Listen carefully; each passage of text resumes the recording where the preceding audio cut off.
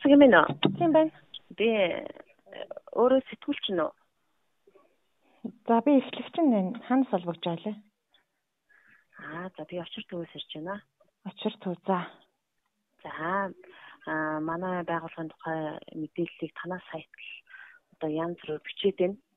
Тий. За янз бүрээр бичсэн байхгүй дээ. Энийг харин бичиж арилгаж устгаж болох уу? Нэг хүний эрхэм төрчүүд одоо ингээд би танаа байгууллагаас болоод одоо ингээд энэ байгууллагыг хэрэглэдэг байсан бүр одоо баг хөөгчдөрөд болчиход байж байна. Дахиад шүүх цантагийн байгууллагын ажил нь дуусчаад байсан. Дахиж бүр танаагаас болоод дахиж шинээр бүр ажиллагааны эхлэхэд. За нэгдүгээр та хэн блэ өөрийгөө танилцуул да. Нөгөө оюун одон туяа илүү тэр хүмүүс үү? Хүний эрхийн асуудал ч гэсэн онц ноцтой шүү. Тэгээд бас ингэж худлаа мэддэг та нараас ингэж янз янзаар бичиж болохгүй шүү дээ. Хүний нэг тийм байна. Нэгдүгээрт манайх янз янзаар бичсэн байх. Хоёрдугаарт хуулийн байгууллага шалгаж байгаа манайх хуулийн хүрээнд л энийг гаргасан. Гуравдугаарт танаад бичих эрхийн танаа хаанаас авсан тэгвэл бичих хэрэгтэй. Яг тэгвэл манайх хэвлэл мэдээллийн байгууллага. Энийг устгаж болохгүй юу? Та надад хууль ёсны биш сэтгүүлчийн хууль нийцсэн үйл ажиллагаанд саад учруулсан гэд та өөрөө хууль зурчиж байна харин.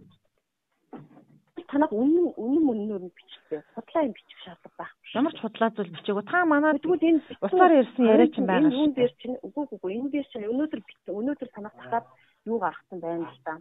Мэдээлэл гаргасан байна. 13 настай охиныг архичин байсан мэтэр ярьцлага өгсөн. Учир төвийн эднийг тагдаад өгчээ гэдэг. Тийм над аав нь тэгж танад гомдол гаргасан билээ шүү дээ тан дээр. Үгүй би ч нүдээр хараагүй яг үннийг хэлэхэд тийм үү?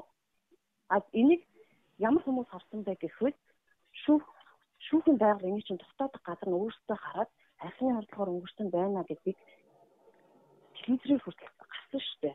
Гэтэл энэ дээр болохоор ердөөсөө зодуулаад өнгөрсөн байна. Тийм үгтэй бичсэн байхгүй. Тэр үгтэг. Тэгээд одоо шүүх шинжилгээний байгууллага эцсийн дүгнэлт нь гараагүй танах насанд хүрээгүй хүүхдэд дүүлчлээд тэр хүүхдийг арь насаараа хохирох нөхцөлийг бүрдүүлчихэд та ямар байдлаар намайг хууль зөрчсөн гэд загнаад байгаа юм.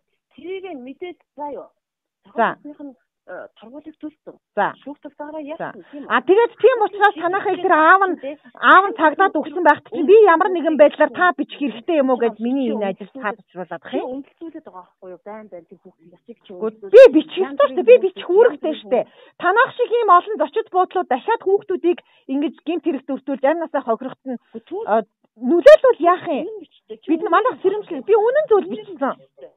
Та хүүхдийн амнаас хохироход тэр үед ажилчдаа хариуцлагатай захиргатай байлгаж чадаагүй эдийг одоо болохоор зэрэг та намайг өөрийгөө зөвтгөөд намайг цагдаад өглөө гэд ингээ хандж байгаа чинь харин ядаж хүн ёсны асуудал мөн үү? Үнийн юм бичээгээ ингээ дахин би үннийг бичсэн штэ. Та намайг худлаа бичсэн гэдгийг тэгвэл шүүх цагдаагийн байгууллагаараа нотлуулад явзаа юу. Танаа хаана юм бэ? Би очиж уулзах тэгвэл тэгдэг болно.